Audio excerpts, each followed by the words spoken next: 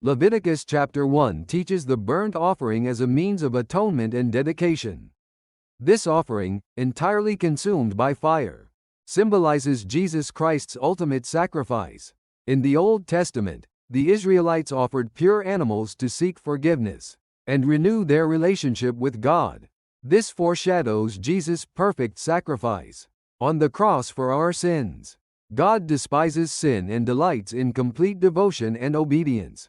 The burnt offering signifies total surrender to God, calling us to dedicate our lives fully to Him through Christ. This reflects God's heart, desiring holiness in His people, and maintaining our relationship through His love and grace. Leviticus chapter 2 demonstrates how the grain offering expresses gratitude to God. This offering, made of fine flour, oil, and incense, symbolizes giving the best to the Lord. Yeast, representing sin and corruption, is excluded, while salt signifies God's eternal covenant.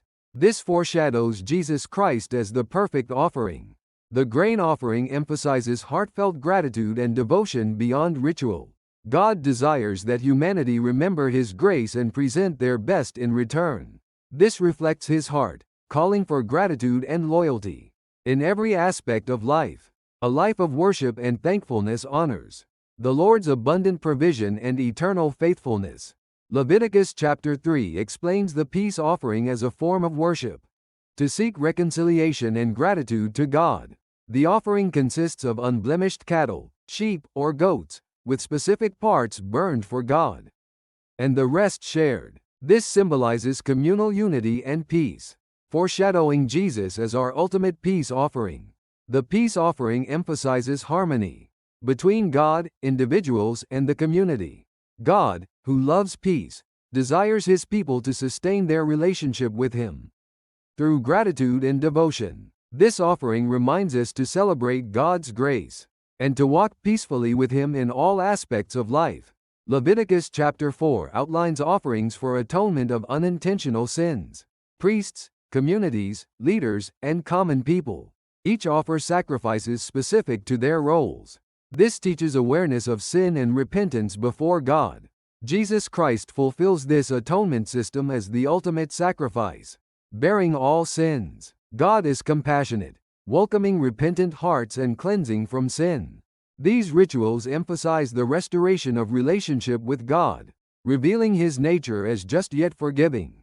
Today, this calls for acknowledging sin, seeking repentance, and living in gratitude for His grace. Leviticus chapter 5 provides guidelines for atonement and restitution for sins, intentional or unintentional. Recognizing sin and confessing it is the first step, and offerings are scaled to individual means. This reflects God's mercy in ensuring everyone can reconcile with Him. Moreover, restitution extends beyond seeking forgiveness to compensating the wronged, maintaining justice and peace. These rituals are fulfilled in Jesus Christ, our ultimate atoning sacrifice. God despises sin but abundantly forgives those who repent, restoring relationships. This illustrates His heart, calling for holiness and justice in our lives as we seek reconciliation with Him. Leviticus chapter 6 elaborates on regulations for various offerings, such as the burnt offering, grain offering, and sin offering. The burnt offering, maintained with an ever-burning fire, symbolizes full dedication to God and atonement for sins. The grain offering expresses gratitude and atonement, also supporting the priest's livelihood. Sin and guilt offerings focus on forgiveness and restoring justice, fully realized through Jesus Christ. As the ultimate sacrifice, God calls for holiness and justice while extending mercy and reconciliation. These offerings teach the significance of maintaining a relationship with God and reflect His heart, calling us to devotion and obedience. Leviticus chapter 7 outlines regulations for peace, guilt, and grain offerings, along with the portions designated for priests. The peace offering symbolizes gratitude and harmony, with portions given to priests and their families, reflecting communal unity. The guilt offering addresses restitution and reconciliation, emphasizing acknowledgement of sin and restoring relationships with God. The grain offering signifies thanksgiving and devotion, offering first fruits to God. Jesus Christ fulfilled all these sacrifices, presenting himself as the ultimate peace offering to reconcile humanity with God. God delights in peace, gratitude, and unity, calling his people to live holy and devoted lives. Leviticus chapter 8 describes the consecration of Aaron and his sons as priests. Moses, following God's command, clothed them in sacred garments, anointed them with oil, and offered sin and burnt offerings on their behalf.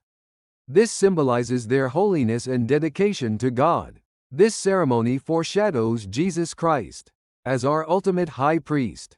God appointed priests to atone for the people's sins, desiring to dwell among his people. His heart is filled with love, providing a way to approach him in holiness and purity. Through this institution, the Israelites could deeply experience their covenant relationship with God. Leviticus chapter 9 depicts Aaron and his sons performing their priestly duties for the first time. Aaron offers a calf for a sin offering and a ram for a burnt offering, while the people also present sacrifices to God. At the conclusion, God's glory appears as fire, consuming the offerings on the altar, signifying his acceptance. This foreshadows Jesus Christ as the ultimate sacrifice for our sins. Through the priesthood, God communicates with his people, forgiving their sins and walking with them. This reveals his holiness and gracious love, encouraging us to seek his presence and celebrate his glory in our lives. Leviticus chapter 10 recounts Nadab and Abihu's disobedience in offering unauthorized fire, resulting in God's judgment consuming them. This event underscores the gravity of priestly disobedience and God's demand for reverence in worship. God calls for holiness and obedience in maintaining the sanctity of worship. This foreshadows Jesus as our high priest, who perfectly obeyed and reconciled us to God. God's heart desires order and holiness, ensuring that humanity approaches him with the right attitude. This teaches that worship must stem from genuine reverence and obedience, reflecting God's character and will. Leviticus chapter 11 emphasizes God's holiness through dietary laws, specifying clean and unclean animals, fish, birds, and crawling creatures, setting Israel apart from other nations. These rules were more than dietary restrictions. They served as a daily reminder of Israel's covenant relationship with God. Jesus later taught that food does not defile a person, and in Acts 10, Peter saw a vision declaring all foods clean, symbolizing the inclusion of Gentiles in salvation. God desires his people to live in holiness, reflecting his character and maintaining fellowship with him. These laws highlight the call to live as God's covenant people in every aspect of life. Leviticus chapter 12 outlines the purification process for women after childbirth, restoring their relationship with God. After bearing a son, the mother remains unclean for 7 days, with 33 additional days for purification. Before offering sacrifices, for daughters, the period is doubled. These rules reflect the cultural practices and hygienic understanding of ancient Israel. This law is fulfilled in the account of Mary observing purification rites. After Jesus' birth, God's care ensures a mother's recovery and underscores holiness among his people.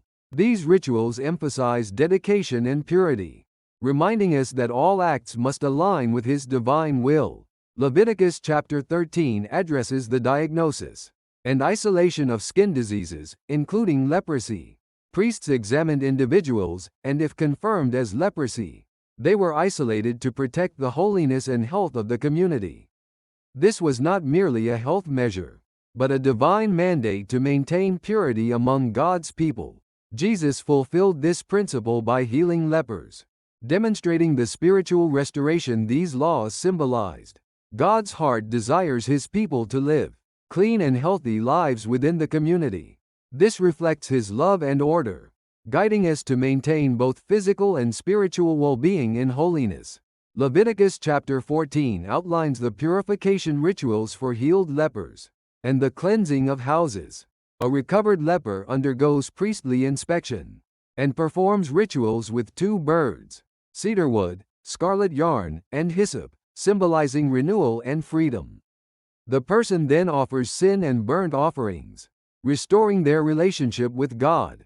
For houses afflicted with mold or disease, cleansing involves inspections and structural repairs to ensure communal health and holiness. Jesus fulfilled these purification laws, offering complete cleansing and restored fellowship with God through his sacrifice. God's heart is to see his people live in purity and new life, walking in his presence daily. Leviticus chapter 15 addresses bodily discharges and their associated impurity and purification.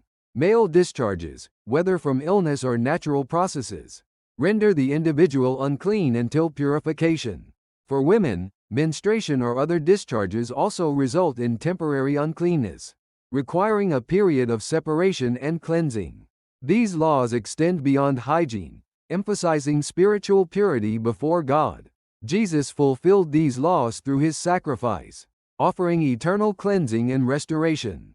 God's heart is for his people to live in purity and holiness, guided by his presence and reflecting his sanctity in every aspect of life. Leviticus chapter 16 details the Day of Atonement rituals, purifying Israel from sin. The high priest first atoned for his sins, then used 2 goats for the people, one sacrificed as an offering and the other sent into the wilderness as the scapegoat, bearing the people's sins. This foreshadows Jesus Christ, who bore all sins, as our ultimate atoning sacrifice. God abhors sin but is merciful, forgiving and renewing those who repent. The Day of Atonement offered a profound experience of God's holiness, providing an opportunity for repentance, cleansing, and deeper fellowship with him. Leviticus chapter 17 teaches Israel the proper methods of offering sacrifices and regulations concerning blood. God commands sacrifices to be made only at the tabernacle, and forbids the consumption of blood, regarding it as life itself. This underscores that life belongs to God, and highlights the necessity of blood for atonement. Jesus fulfilled this principle by shedding his blood as the ultimate sacrifice for sin. God desires his people to live in holiness and obedience, offering worship solely to him. This chapter emphasizes reverence for life and devoted worship, fostering a deep covenant relationship with God. Leviticus chapter 18 commands Israel to maintain sexual purity and moral standards, forbidding incest, adultery, homosexuality, and bestiality, and warning against adopting the sinful practices of Canaan. This ensures they remain holy and distinct as God's covenant people. Jesus emphasized purity in both heart and actions, calling us to live lives that honor God in every way. God's heart desires his people to be free from sin, living in holiness and walking closely with him. These commands remind us of the importance of integrity and sanctity in our relationship with God and others.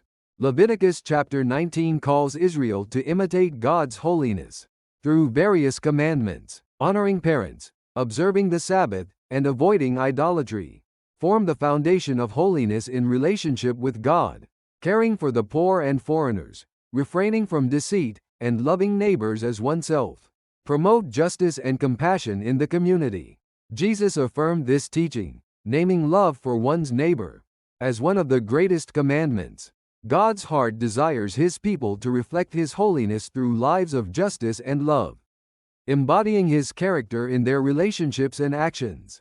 Leviticus chapter 20 outlines the laws and punishments for God's holy people. Idolatry, such as sacrificing children to Molech, was strictly forbidden to honor the sanctity of life belonging to God. Severe penalties for sexual sins like adultery, incest, and homosexuality emphasized the need for Israel to maintain purity before the Lord. These laws helped preserve their covenant relationship with God.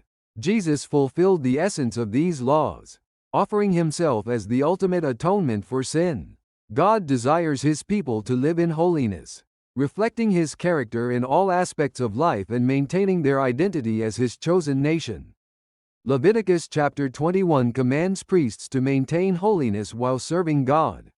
While ordinary priests may attend close relatives' funerals, the high priest faces stricter rules, avoiding contact with corpses entirely. Additionally, regulations prohibit marrying unclean women and restrict priests with physical defects from serving. underscoring the importance of purity. These laws highlight the priest's role as a mediator between God and his people. Jesus, as our high priest, fulfilled ultimate holiness and mediation. God's heart desires his people to reflect his holiness through their lives and dwell in his presence continually. Leviticus chapter 22 emphasizes the holiness of priests and offerings. Priests must not handle sacred items while unclean, and only flawless, unblemished animals are acceptable as offerings to God. These regulations symbolize that worship must reflect purity and utmost devotion. Jesus fulfilled these laws by offering himself as the perfect, sinless sacrifice. God's heart is for his people to glorify him through holiness, ensuring that all worship and offerings reflect his holy nature. This teaches the importance of living a life fully devoted to God, honoring his sanctity in all we do. Leviticus chapter 23 outlines God's appointed feasts and festivals for Israel. The Sabbath commemorates creation, while Passover and the Feast of Unleavened Bread recall the Exodus deliverance. The Feast of First Fruits and Pentecost express gratitude for first harvests and crops. And the Feast of Trumpets marks a new beginning. The Day of Atonement symbolizes forgiveness and reconciliation, while the Feast of Tabernacles remembers God's guidance in the wilderness. These festivals foreshadow Christ's work of redemption. Through his death and resurrection, God desires his people to celebrate his salvation and faithfulness, fostering gratitude and fellowship with him. Leviticus chapter 24 covers the regulations for the tabernacle lamps, the showbread, and the blasphemy incident. The lamps, symbolizing God's presence, were to remain continually lit, teaching Israel to live in his light. The showbread reminded the people of God's provision, with Jesus later fulfilling this as the bread of life. The punishment for blaspheming God's name emphasized the seriousness of holiness and reverence. God desires his people to honor him with fear and obedience, maintaining worship and community order. This chapter underscores the essence of living in holiness and offering pure worship to the Lord. Leviticus chapter 25 teaches the sabbatical and jubilee systems, ensuring just stewardship of God's land and resources. The sabbatical year, observed every 7th year, lets the land rest and provides for the poor through natural growth. The jubilee year, every 50th year, cancels debts, frees slaves, and restores land to original owners, emphasizing that all belongs to God. This system promotes justice and restoration. Jesus fulfilled the ultimate jubilee, granting freedom from sin and oppression. God's heart desires his people to practice justice and unity, living in freedom and peace under his sovereign care. Leviticus chapter 26 outlines the consequences of obedience and disobedience to God's covenant. Obedience brings blessings such as abundance, peace, and God's presence. Conversely, disobedience leads to curses like disease, famine, war, and exile. However, God promises restoration to those who repent and return to him, remembering his covenant. This reveals both God's justice and mercy. Jesus fulfilled this covenant by atoning for our sins, bringing reconciliation with God. God's heart desires his people to experience his blessings through obedience, and to return to him in repentance, embraced by his enduring love. Leviticus chapter 27 teaches about vows and offerings, emphasizing respect for the covenant with God. People, animals, houses, and land vowed to God were assessed by priests, with land valued based on the Jubilee year to ensure fairness. All vows and offerings were to be treated as holy, forbidden for other uses. Jesus fulfilled these principles by offering himself as the ultimate sacrifice. God's heart is for his people to honor their commitments, reflect his holiness through every act of devotion, and deepen their trust-based relationship with him.